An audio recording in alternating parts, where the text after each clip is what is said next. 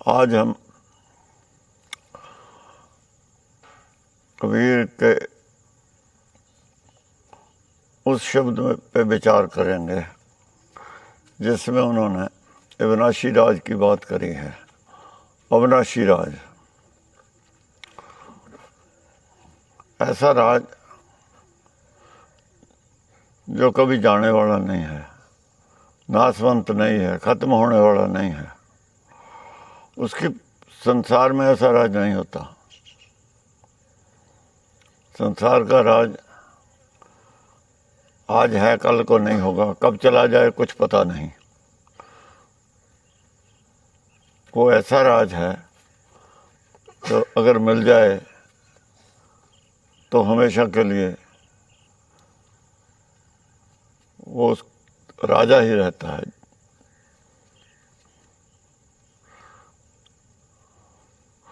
उसमें वो लिखते हैं, शुरू होती है बात, क्यों लीजिए गढ़ बंका भाई, क्यों लीजिए गढ़ बंका भाई। एक बंका गढ़ है, मतलब है वो संसार के जैसे ये किले हैं, गढ़ हैं। राजाओं के गढ़ होते हैं, किले होते हैं। किले में ही राजाओं का महल होता है। महल में वो रहते हैं। अगर कोई दुश्मन या उसका अपना ही लड़का या भाई जबरदस्ती उसके राज पे कब्जा कर ले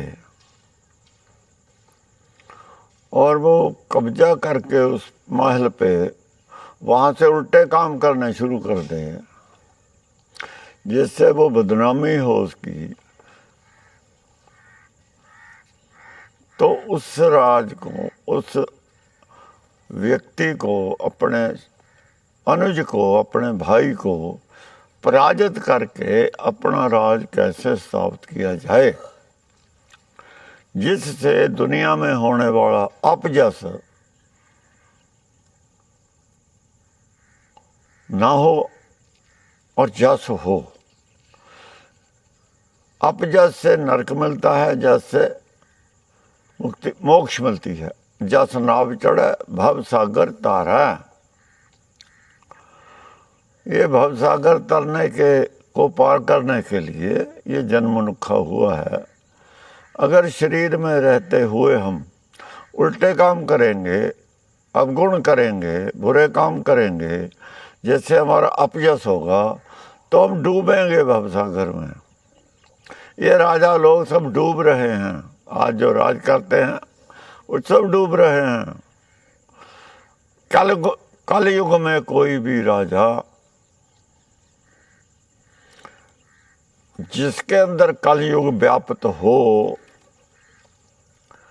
जो अपनी इच्छा अनुसार, अपनी मर्जी अनुसार राज करना का इच्छुक हो, कर रहा हो या करने का इच्छुक हो, वो भवसागर में डूबेगा ही डूबेगा। उसे कोई बचा नहीं सकता। जो आदमी अपनी अंतर आत्मा के आधार पे राज करेगा, धर्म का राज करेगा, क्योंकि धर्मराज ही अंतरात्मा है, या वेद के आधार पे राज करेगा, गुरु धर्म के आधार पे राज करेगा, गुरवाणी के आधार पे राज करेगा, वो राज नहीं करता। फिर राज तो परमेश्वर का है, क्योंकि धर्म मानता है परमेश्वर का राज है। वो सेवक बन के, सेवादार बन के ही काम करेगा। सेवक बनना और बात है, नौकर बनना और बात है। नौकर तनख्वाह लेता है, तनख्वाहदार होता है। जो कहते हैं हम नौकर हैं देश के, वो तनख्वाहदार हैं। नौकर चोर हो सकता है, सेवक चोर होता ही नहीं। सेवक चोरी कैसे कर लेगा? जो नौकर आदमी कहता है अपने आप को राज करता है, नौकर हूं मैं, दरअसल धर्म का ज्ञान ही नहीं उसे, वो राज कर ही नहीं सकता अपनी इच्छा। नौकर तो वो है, नौकर हमेशा मन में बेईमानी रख के काम करता है। तुम नौकरी पे कोई आदमी ले आओ, जितने नौकर हैं गवर्नमेंट के, कौन है जो बेईमानी से नहीं काम करता? रिश्वत अलग लेता है, तनख्वाह अलग लेता है। नौकर के अंदर से बेईमानी नहीं जा सकती। नौकर के अंदर से बेईमानी जब जाएगी जब वो चाकर बन जाएगा, सेवक बन जाएगा, सिर्फ दाल रोटी पे काम करेगा, रोटी कपड़े पे ही काम करेगा। जब वो रोटी कपड़े पे काम करेगा, फिर वो रोटी और कपड़ा भी इतना सादा, कपड़ा पहनेगा और सादी रोटी खाएगा ताकि उसका जस फल तो ज्यादा हो। वो करोड़ों रुपए खाने पे खर्च नहीं करेगा, वो 7 स्टार 5 स्टार होटलों में नहीं खाएगा जाके। ये अंतर है इन लोगों में। इन्हें तो बोलने की तमीज नहीं कि हम बोल क्या रहे हैं। बोलते थे जब धर्म के नजदीक जाते, कभी धर्म के तो नजदीक भी नहीं है गए लोग, न इन्हें धर्म का ज्ञान है। जो धर्म का ज्ञान है वो उल्टे धर्म का ज्ञान है। जिसने सत्य धर्म को बिगाड़ा है उस धर्म का ज्ञान है न। जो अपराधी धर्म है, धर्म के नाम पे अपराध कर रहे हैं, वो धर्म इन पे है। उन लोगों की संगत है इनके साथ, वो ही इनके गुरु हैं, उनकी बात मानते हैं। इसीलिए शाम दाम दंड भेद जब आता है वो अपराध आ जाता है। ये अपराध है शाम दाम दंड भेद, तो चारों अपराध हैं।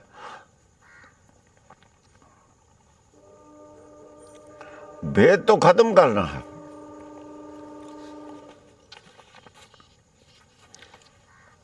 अब ये जो राज होगा कैसा होगा, कहां तक राज दुनियावी है।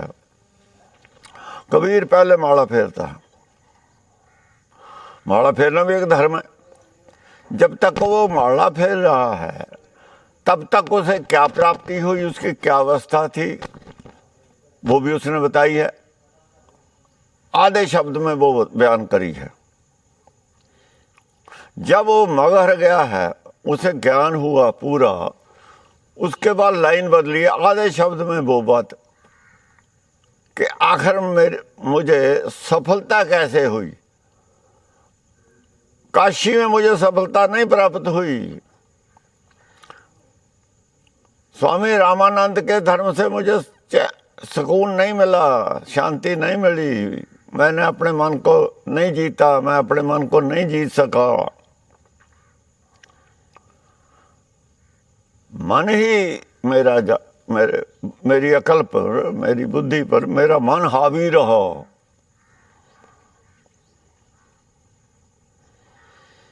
लेकिन मैं तो चाहता था कि मन मेरा मरे, हथियार डाले धर्म के आगे। लेकिन वो धर्म ही ऐसा है, मन को ही मजबूत करता है, बुद्धि को मजबूत करता ही नहीं धर्म का। अकल को मजबूती नहीं देता, बुद्धि को मजबूती नहीं देता, मन को मजबूती देता है। शाम दम दंड भेद के जरिए मेरा ही राज होना चाहिए, जैसे मैं सोचता हूं वैसे ही हो। ये अपराध है, ये परमेश्वर के हुक्म के खिलाफ है। ये सब कुछ वही हो रहा है आज। अशांति क्यों है? इसीलिए है, ये राज का तरीका ही गलत है। प्रॉब्लम बढ़ती जा रही हैं। जितना प्रॉब्लम का इलाज किया जा रहा है उतनी प्रॉब्लम ज़्यादा बढ़ रही हैं। इसी को कहते हैं मर्ज बढ़ता गया जूं जूं दवा की। जैसे जैसे दवाई करते रहे मर्ज वैसे वैसे ही बढ़ता रहा। ये विद्वान लोग जितने इलाज कर रहे हैं उतना मर्ज बढ़ता जा रहा है। ब्यूरोक्रेसी बुद्धिमान नहीं होते। बुद्धिमान कैसे हैं? वो तो बुद्धिहीन है। धर्म को छोड़ के आदमी बुद्धिहीन होता है। जो आदमी धर्म को छोड़ दे बुद्धिहीन ही होता है। और धर्म को छोड़ने के बाद वो चाहता है मेरा जस हो, दुनिया मेरे पीछे लग जाए। क्यों लगे? क्यों लगे? फिर वो धोखा देता है, झूठ बोलता है, तरह तरह के झूठ बोलता है, आश्वासन विश्वास में लेने के लिए लोगों को। वो बातें जो वो वायदे करते हैं वो तो पूरे कभी हो ही नहीं सकते। लोग विश्वास कर लेते हैं, फिर विश्वासघात होता है, घात ही होगा। ये विश्वासघाती हैं। विश्वासघात धर्म में सबसे बड़ा अपराध है।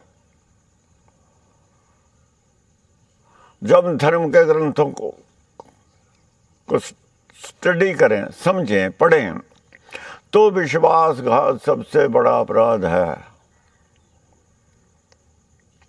विश्वासघात से शरीर में, जो अंदर का शरीर है ना, आत्मा है, उसको कोड़ फूट आता है। कोड़ का मतलब उसके सारे गुण गड़ जाते हैं, शरीर गड़ जाता है उसका। जैसे हमारा शरीर गड़ जाता है ना कोड़ होके, ऐसे अंदर की आत्मा गड़ जाती है।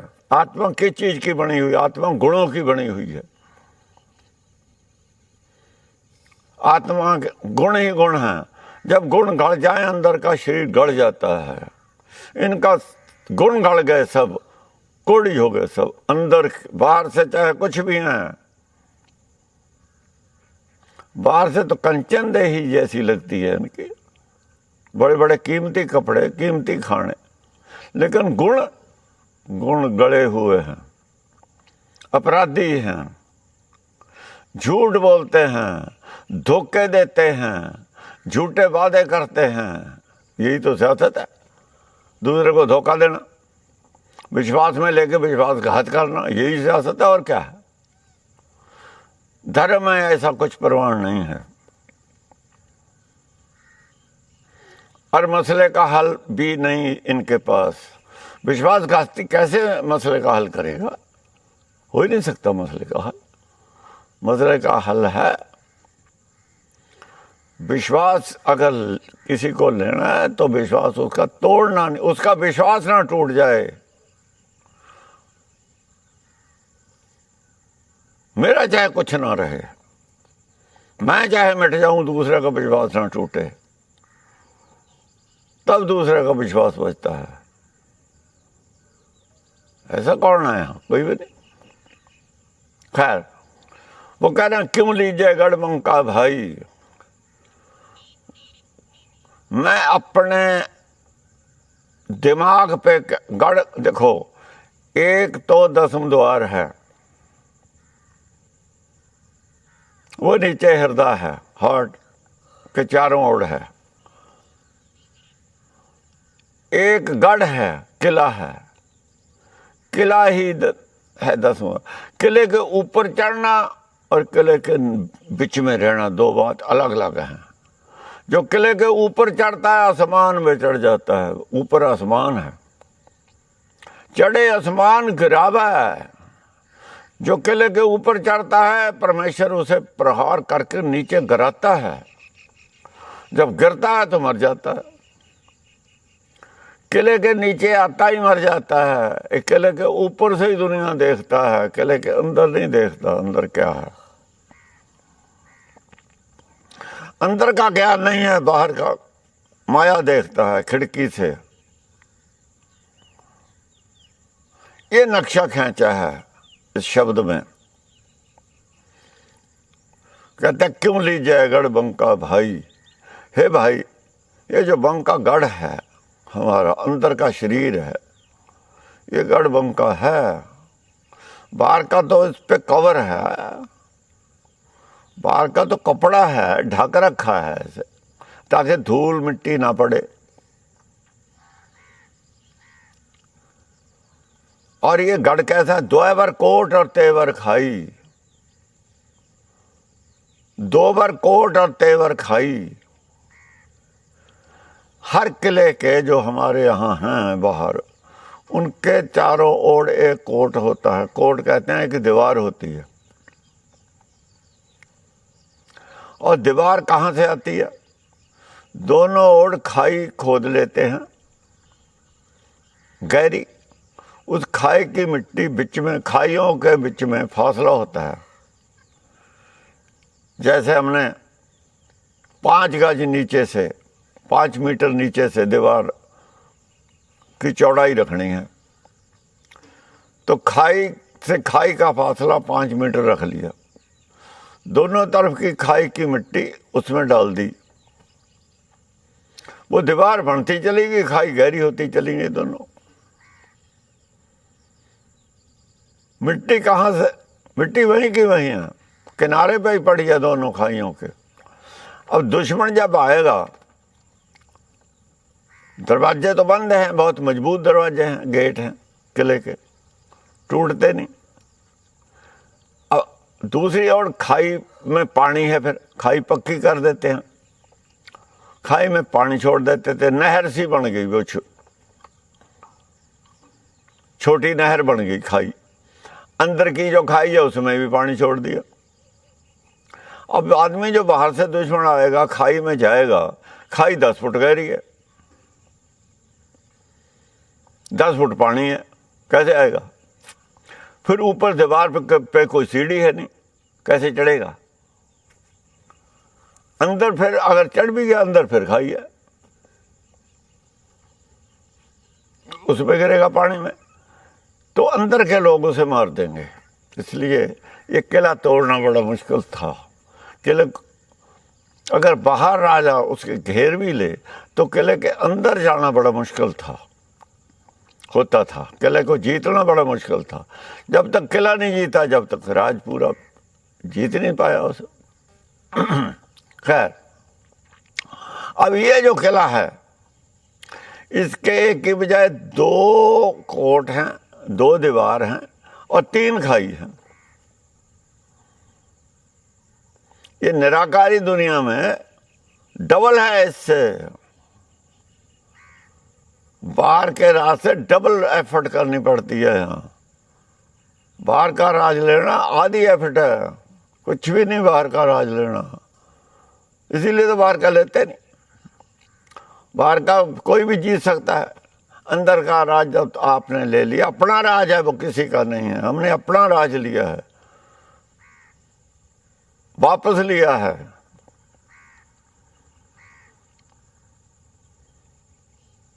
और फिर वो छीन नहीं सकता उसे कोई, अपनी मर्जी से हम छोड़ दें। हम सो गए थे, नींद में छोटे भाई ने कब्जा कर लिया, हमारी गलती से हम सो गए, जीता नहीं उसने हमें कभी, हम अपनी लापरवाही में सो गए थे, सपना देखने लगे थे, कब्जा दूसरे ने कर लिया, वो अपनी मर्जी करने लगा। अब हम जब जागेंगे तो उसको पकड़ के कान से नीचे उतार देंगे, कुछ भी नहीं। लेकिन उसमें जागेंगे कैसे? जागेगी अकल। अकल अब सोई हुई है, अकल सो रही है, हमारी माता हमारी सो रही है, वो अपना चला रहा है काम। और अकल भी सहमत है मन से ही, जो मन कर रहा है अकल उससे सहमत है। जब तक अकल मन के साथ सहमति रहती है, सहमति देती है, उसे सहमत रहती है, तो इसे मनमुखी कहते हैं। मनमुखी, मन के अनुसार ही चलने वाली, जो मन चाहता है वही करने वाली, जो मन की सोच है, मन की इच्छा है, उसकी पूर्ति करने वाली है ये अकल हमारी, दुनियावी अकल जैसे कहते हैं। ये दुनियावी अकल ही दुश्मन है हमारी, दुखों, ये दुख देवी है, दुख पैदा करती है, सुख चाहती है, काम दुख के पैदा करती है। कर्म इसका दुख का बीज बोना है। ढूंढ क्या रही है, इच्छा क्या रखती है? कबीर कहता है इच्छा रखती है दाख, बिजोरी। बिजोरी इलाके की जो किशमिश है, दाख होती हैं, भाड़े दाख बिजोरिया, किक्कर बीजे जट। जट क्या कर रहा है? जाट चारों ओर खेत के कीकर बोए रहा है, कांटे जिसमें होते हैं। और इच्छा किसकी रखता है? बजोर के इलाके की जो अंगूर है उसकी दाग खाऊंगा। कीकर बीज के दाग खाएगा, कांटे खाएगा? ये हमारी संसारी बुद्धि है। संसारी जो सुख ये सोचती है, ये सुख नहीं है, ये सुख नहीं है, इसे सुख लगते हैं। ये सुख में जो दुख है वो इसे नजर नहीं आया। इस विकास में जो विनाश है वो इसे दिखाई जब देगा जब ये विनाश इसे दिखने लगेगा। आगे विनाश नजर आ जाएगा, उस वक्त इसके पास कोई इलाज नहीं पीछे जाने का। अब हम विकास हमें वहां ले आया जहां हमारा विनाश तय है। अब व्याकुल हैं सारे, कहाँ आ गए हम, क्यों आ गए, क्या करें? ये तो होना ही था, ये होना ही था, होता ही है। ये हमारी अपनी बुद्धि का कृष्मा है। जो हमने बड़े बड़े नासा में खोज करी है ना, ये उसकी देन है। वो यही कुछ देती है, यही कुछ मिलता है वहां से। अशांति, डिप्रेशन, ईर्खा, विरोध, दुश्मनी, ये नींद ना आना, बहुत बड़े बड़े नशे करने, हीरोइन वगैरह। कौन खाता है इतनी महंगी चीज? वो बड़े आदमी जिन्हें नींद नहीं आती, जो विकास के झंडा बरदार हैं, जो दुनिया को चलाना चाहते हैं, जो खुदा के शरीक हैं, वही तो खाएं। गरीब कैसे खा लेगा उसे? वो तो कई करोड़ रुपए का किलो है, गरीब कैसे खा लेगा? नशा वही करते हैं, जो अपराधी हैं वो करते हैं। अपराधी को नींद नहीं आती, जो डकैत है उसे नींद नहीं आती, वो नशा खाएगा तो सोएगा। ये भी अपराधी हैं, नशा करने वाले, नींद नहीं आती ना। क्यों नहीं आती? अपराधी है। किसके? खुदा के, भगवान के। भगवान की पब्लिक है, उसका भला नहीं चाहते, उसका विश्वासघात किया है, उसको लूट रहे हैं, लूटने के तरीके ढूंढते रहते हैं, अपने काबू में इसे कैसे रखें। अपराध है क्या? इसलिए नींद क्यों आए ना? क्यों नींद आए ना? कैसे नींद आए? नींद नहीं आती। फिर एक दूसरे का दुश्मन है, वो कहता है मैं राज करूं, वो कहता है मैं करूं। दुश्मनी है। नींद कैसे आए? नींद नहीं आ सकती।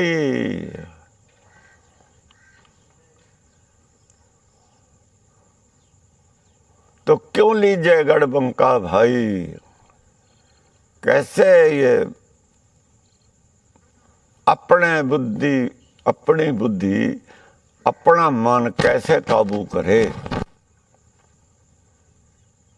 मन को सीधे रास्ते पे कैसे लेके आए? इंसानियत के रास्ते पे, धर्म के रास्ते पे, इंसाफ के रास्ते पे, सत्य के मार्ग पे मन के को कैसे चलाए? ये तो चलता ही नहीं, सत्य के धर्म के रास्ते पे चलना ही नहीं चाहता।